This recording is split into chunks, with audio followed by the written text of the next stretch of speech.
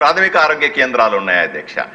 ఇది సరైంది కాదు. మనం 20,000 మందికి ఒక్క ప్రాథమిక ఆరోగ్య కేంద్రం ఉండాల్సిన సందర్భంలో 50,000 మందికి ఒక ఆరోగ్య కేంద్రం ఉండడం ఎంతవరకు సమంజసమో మనం ఆలోచన చేసుకోవాల్సిన అవసరం ఉంది అధ్యక్ష. నేను సూచన అధ్యక్ష చిన్న సూచన మాత్రమే ఇస్తాను అధ్యక్ష.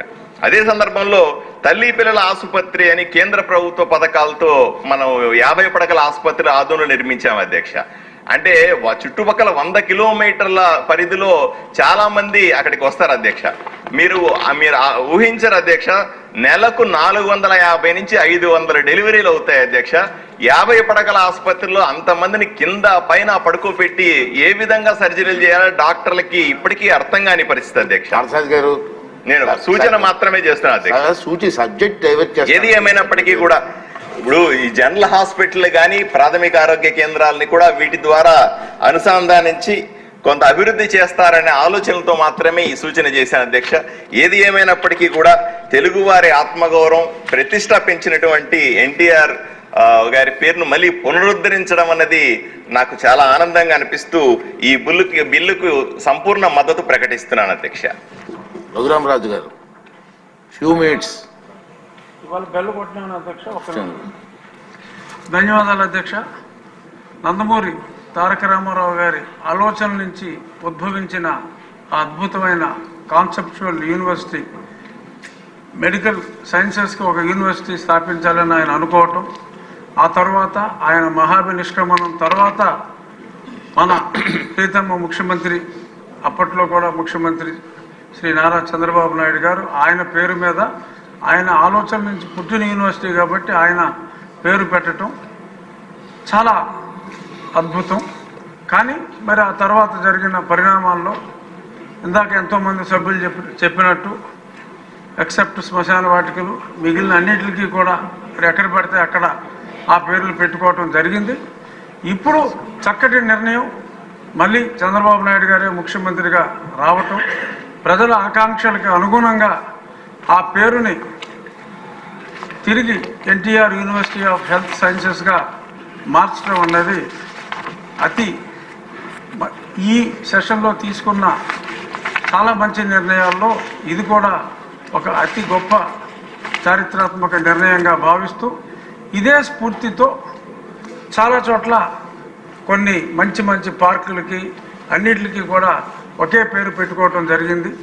ఆ ప్రాంతంలో ఆ నగరంలో లబ్ధ ప్రతిష్ఠులు ఎంతోమంది ఉంటారు. గతంలో చంద్రబాబు నాయుడు గారు భాస్కర్ రెడ్డి గారి పేరు, ఇంకా చాలా బ్రహ్మానంద రెడ్డి గారి పేరుతో పార్కు చాలా చేశారు. అలా వారి పేర్లు పెడితే చాలా సముచితంగా ఉంటుందని చెప్పి అది లోకల్ బోర్డులు తీసుకోవాలని సూచిస్తూ థ్యాంక్ యూ అధ్యక్ష. నమస్కారం. డాక్టర్ అరవింద్ బాబు గారు. అధ్యక్ష ధన్యవాదాలు. NTR university of health sciences ఒక ప్రఖ్యాతమైన యూనివర్సిటీ, భారతదేశంలోనే మొట్టమొదటిసారిగా స్థాపించిన యూనివర్సిటీ అది. అదేవిధంగా ప్రపంచవ్యాప్తంగా NTR university of health sciences పేరు తెలియని వారు ఎవరు లేరు. ఈ యూనివర్సిటీ నుంచి ఎంతోమంది వైద్య విద్యార్థులు మరి ఎంబీబీఎస్ కానీ ఎంఎస్ డిగ్రీలు తీసుకొని విదేశాలకు వెళ్ళిన వారు చాలామంది ఉన్నారు. ఈ యూనివర్సిటీని ఆ రోజు ఎన్టీ రామారావు గారు 86లో స్థాపించినప్పుడు వైద్య విద్యార్థులు అందరూ కూడా ఎంతో సంతోషపడ్డారు. ఎందుకంటే ఒకే యూనివర్సిటీ నుంచి అందరూ కూడా ఎన్ని మెడికల్ కాలేజెస్ ఉన్నా కానీ వాటి నుంచి డిగ్రీ తీసుకోవచ్చు ఒకే చోట నుంచి ఆలోచనతోటి ఈ యూనివర్సిటీని స్థాపించడం జరిగింది. అదేవిధంగా రాష్ట్రం మొత్తం కూడా వైద్య విధానం ఒకే విధంగా ఉండేటట్టు ఆ రోజు రూపకల్పన చేయడం జరిగింది. తర్వాత ఎన్టీ రామారావు గారి తర్వాత ఆ పేరుని ఎన్టీ రామారావు యూనివర్సిటీగా మార్చడం జరిగింది. ఆ రోజు నారా చంద్రబాబు నాయుడు గారు ఎన్టీఆర్ యూనివర్సిటీ ఆఫ్ హెల్త్ సైన్స్గా మార్చడం జరిగింది. తర్వాత రోజుల్లో వైసీపీ ప్రభుత్వం వచ్చిన తర్వాత జగన్మోహన్ రెడ్డి గారు దుర్మార్గపు ఆలోచనతోటి YSR university of health science అనే పేరు మార్చడం జరిగింది. దానివల్ల ఎంతోమంది వైద్య విద్యార్థులు విదేశాల్లో ఉండి చాలామంది నష్టపోవడం జరిగింది అధ్యక్ష. ఎందుకంటే ప్రతి 5 ఏళ్లకు ఒకసారి స్టడీ సర్టిఫికేట్ కోసం మరి భారతదేశం రావటం, ఇక్కడ సర్టిఫికేట్ తీసుకుని వెళ్లాల్సిన పరిస్థితి ఉంది. మరి అప్పుడున్న సర్టిఫికేట్కి ఇప్పటికీ చాలా తేడా ఉంది అధ్యక్ష. NTR university of health sciences పేరు బదులు YSR university of health science అనే పేరు రావడం జరిగింది. దానివల్ల వైద్య విద్యార్థులు చాలా మంది ఇబ్బంది పడడం జరిగింది అధ్యక్ష. అదేవిధంగా ఎన్టీఆర్ యూనివర్సిటీలో ఉన్న 300 కోట్ల డిపాజిట్ బిల్లు ఆ రోజు ఏంటి మన చంద్రబాబు నాయుడు గారు యూనివర్సిటీ కింద డిపాజిట్ చేయడం జరిగింది. ఆ 300 కోట్లు కూడా మరి జగన్మోహన్ రెడ్డి గారి దగ్గరుండి 300 కోట్లు కూడా వాడుకోవడం జరిగింది అధ్యక్ష. అప్పుడున్న రిజిస్ట్రార్ కూడా చాలా గొడవ చేయడం జరిగింది, పేపర్లు కూడా రావడం జరిగింది, మీడియాలో కూడా రావడం జరిగింది, మీ అందరికీ కూడా తెలుసు. అదేవిధంగా 400 కోట్ల రూపాయల సీఎం రిలీఫ్ ఫండ్లు కూడా మరి జగన్మోహన్ రెడ్డి గారు వాళ్ళ అధికారులు వాళ్ళ నాయకులు అక్రమంగా దాన్ని వాడుకోవడం జరిగింది అధ్యక్ష. ఇవన్నీ కూడా మీ దృష్టికి తేవడం జరిగింది. 300 కోట్ల university deposit, CM relief fund 400 కోట్ల అధ్యక్ష. అదేవిధంగా ఎంప్లాయీస్ పిఎఫ్ ఫండ్ 800 కోట్లు, ఇవన్నీ కూడా మీరు దృష్టిలో పెట్టుకోవాలి అధ్యక్ష. దీని మీద ఎంక్వైరీ వేయాలి. ఆ డిపాజిట్లు మరి ఎన్టీఆర్ యూనివర్సిటీకి చేరేటట్టు మీరు చూడాల్సిన బాధ్యత మీరు తీసుకోవాలి అధ్యక్ష. అదేవిధంగా సీఎం రిలీఫ్ ఫండ్ దాదాపు 400 కోట్ల రూపాయలు పేద ప్రజలకు వాడే బిల్లుని ఆ విధంగా దుర్వినియోగం చేస్తే మీరందరూ కూడా ఈ సభాముఖం మేము తెలియజేస్తున్నాను. దీని మీద చర్యలు తీసుకోవాలి, ఎంక్వైరీ వేయాలి.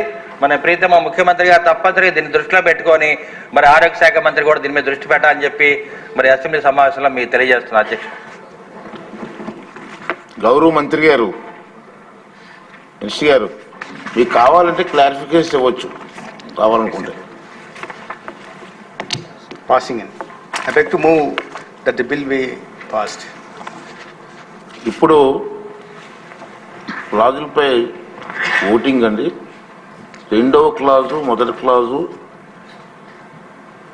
అన్యాక్టివ్ ఫార్ములా లాంగ్ టైటిల్ ఎలాంటి సవరణలు లేవు, అవి సభా సమక్షంలో ఉన్నాయి. ఇప్పుడు విషయం ఏంటంటే 2వ క్లాజు, 1వ క్లాజు ఎనాక్టింగ్ ఫార్ములా లాంగ్ టైటిల్కు సుముఖంగా ఉన్నవారు అవును అనండి, వ్యతిరేకంగా ఉన్నవారు కాదు అనండి. అవును అన్నారు, అందరూ కలిసి అవునన్నారు, కాదన్న వారు లేరు. 2వ క్లాజు, 1వ clause enacting formula long title bill భాగం అయ్యాయి. ఆరోగ్య కుటుంబ సంక్షేమం మరియు వైద్య శాఖ మంత్రి గారు డాక్టర్ వైఎస్ఆర్ ఆరోగ్య విజ్ఞాన విశ్వవిద్యాలయం సవరణ బిల్లు 2024ను ఆమోదించడానికి అనుమతి కోరుతారు. I beg to move that the bill be passed. ఇప్పుడు విషయం ఏమిటంటే బిల్లు ఆమోదించడం, ఈ ప్రతిపాదనకు సముఖంగా ఉన్నవారు అవును అనండి, వ్యతిరేకంగా ఉన్నవారు కాదు అనండి. అవును అన్నారు, అందరూ అవునన్నారు, కాదన్నవారు లేరు. ప్రతిపాదన ఆమోదించడం అనేది బిల్లు సభ ఆమోదం పొందింది.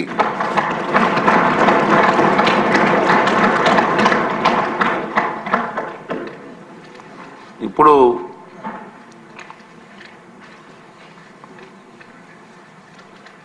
సభను అరగంట వాయిదా వేస్తున్నాను, భోజన విరామం కదా. మరి ముఖ్యమంత్రి గారు మళ్ళీ శ్వేతపత్రం రిలీజ్ చేస్తారు 1:30 మరి అందరూ కూడా తప్పనిసరిగా వచ్చి ముఖ్యమంత్రి గారు ఆ సమావేశం రావాల్సిగా కోరుతున్నాను.